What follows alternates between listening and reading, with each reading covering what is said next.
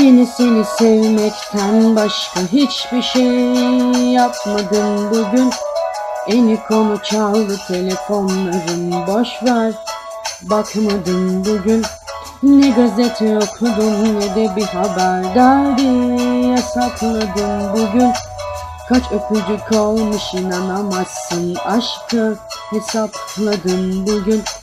Dün gece yine tam 3 ay bir gün. Dün gece yine tam 3 ay bir gün. Ben dünyanın en büyük aşığı olabilirim. Ben koynunda 100 sene 1000 sene durabilirim. Ben Leyla'yı, Mecnun'u, Ferhat'ı, Aslı'yı, Kerem'i bilmem ama Bağdat'ı iki gözüm kapalı bulabilirim.